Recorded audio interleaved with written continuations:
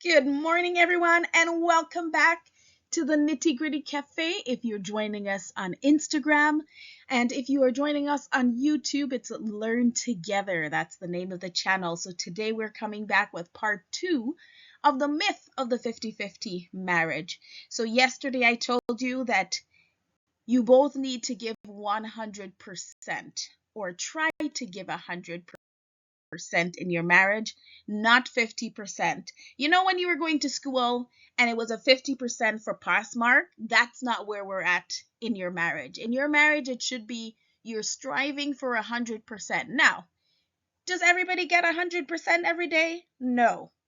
But the goal is to give your best each and every day, and some days you won't feel like it, and that's okay. So now I'm going to give you a few examples. I'm going to challenge you a little bit today in your thinking and how you've always understood this. So it's okay if you feel challenged, that's okay. But maybe there's something there that needs to be learned. What does it look like in real life if you are both striving for 100% in your marriage? And I am going to get into the nitty gritty, and that's why I called it the nitty gritty, the back to the basics of what this looks like. So on here I have about 4 columns of things to do, etc., etc. If I should count them up, there are probably 60 or so things on this list. In a perfect world, we would say 30 of these belonged to the husband and 30 of these belongs to the wife. That would be 50-50, correct, if you want to look at it that way. But the reality is, depending on which spouse works the later hours, stays at home, gets home earlier from work, is better at something, most of these things, that's the way that it will be divided. So, for example, in a perfect world, if I was great at finance, I studied finance in school, I should be the one doing the budgeting, the life insurance, the managing the bank accounts, paying the credit card bills, paying any other bill that is in the house. That's the way it should be. So I'm going to say, first of all, things should be divided according to strengths if you are available to do it. So if the person who's really good at finance is never home because they're at work and they're out of town and they can't be on the internet, then unfortunately it won't look like that, right? So that would fall by the wayside if the other spouse didn't pick it up. So it's not 50-50.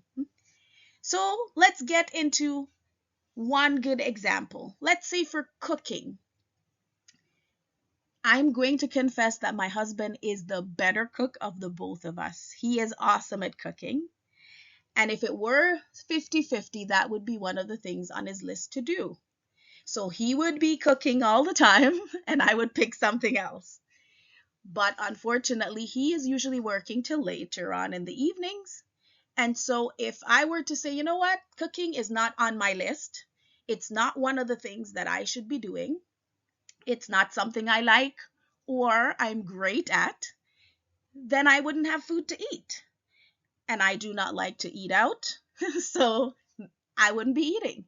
So the kids wouldn't be eating. So because he's out of the house until later on at night, then that falls to me. So I'm picking up the slack where he can't for the times when he's not home. When he is home on the weekends and he has time and he's in the mood, he'll cook up a storm and that's great, but that doesn't make up for the 5 or 6 days where I'm doing it. So it's not 50-50. I still have to meet him or meet in the at the 70, 80, 90% mark for that thing to be done. Let's take, for example, the cleaning in the house. If the husband loves to clean, he's great at it, but he's unavailable to do it, does the wife say, you know what, I'm not going to clean because my husband is not here, and that's on his list to do? No, because you know that the home needs to be cleaned. So let's take, for example, planning the date nights. I might be great at planning things, which I love to do. I might be good at picking places to go, but it should never be that it's just me planning all the date nights, because sometimes it is nice to be surprised. It is nice to know that you're being thought of. So we gotta meet each other. So sometimes my husband has to pick up the slack for me there, and he has to say, okay, Cheryl, I've planned the date here and I've planned what we should be doing, and let's go. If both of you work outside the home, so most of the complaints that I usually get, and I'm a woman, so women will talk to women, most of the complaints that I get are either from moms who work outside the home, and the second one would be moms who work inside the home. I'm going to say work inside the home because that's what you do, because a stay-at-home mom does way more work than most people think. For the moms who work outside the home, and I don't want to make this seem like I'm coming from the woman's perspective, but that's what I am, so I can speak from that perspective. Uh, Working outside the home 8 hours a day, coming home, taking care of the children, doing all the cooking, doing all the cleaning, it can be exhausting. So that person, it's not 50-50. It is 90 to 10 probably most of the time with the cooking and the cleaning when it comes to that. What we're saying is, so she has gone over that limit of the 50 and she's into the 90s, and then the husband may pick up the slack for that week and he'll bring home the 10% to make it, so that the home is working well. But let's look at yard work, for example. Most men, I don't want to say all, because I know there are women who love to do that.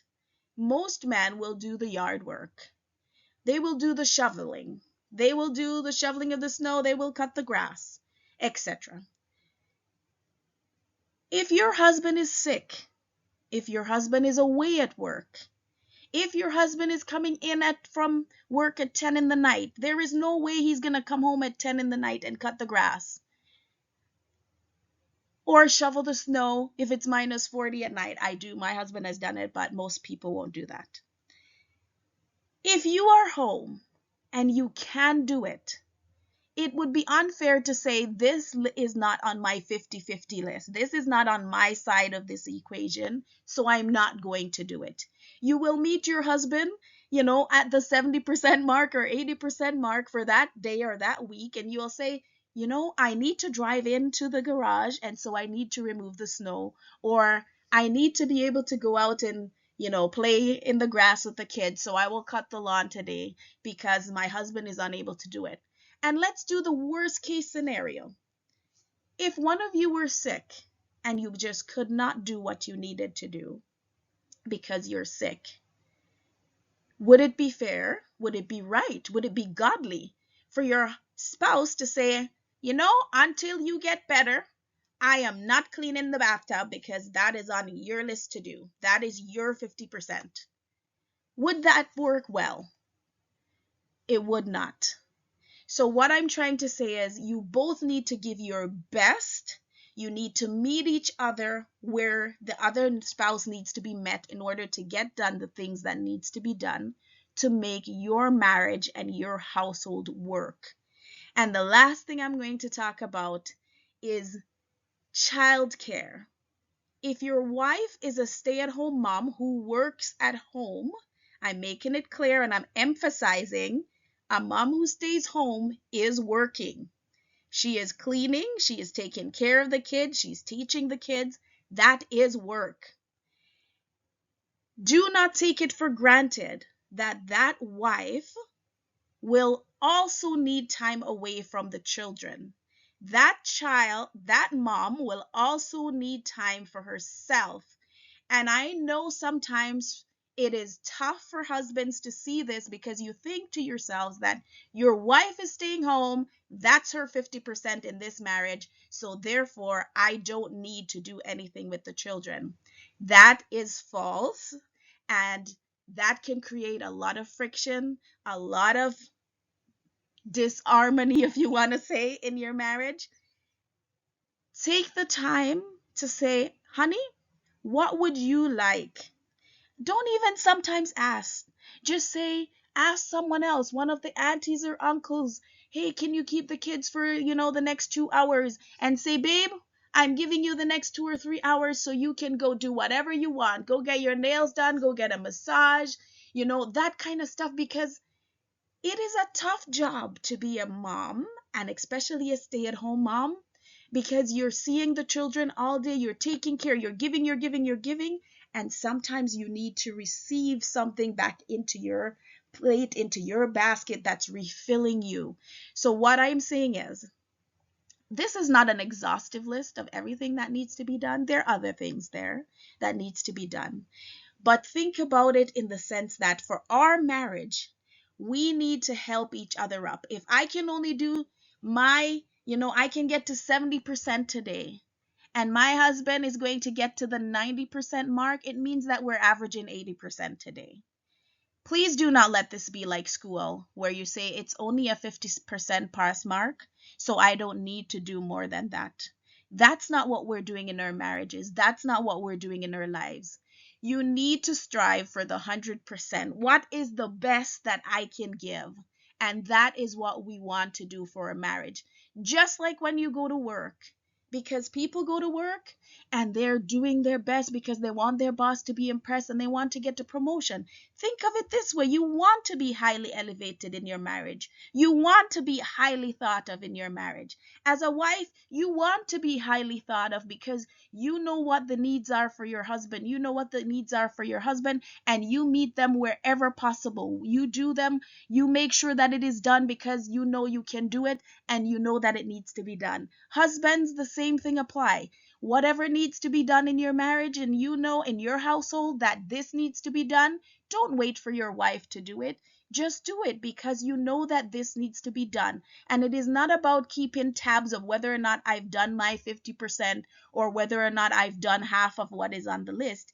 It is, what can I do today or this week to make sure that how our household works the way it should and it's in harmony.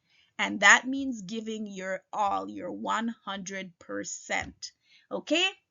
Thank you, everybody. I hope that makes it a little bit clearer today. And if you have more questions, feel free to put your comments online and I'll be reading through those. Have a fantastic day, everyone.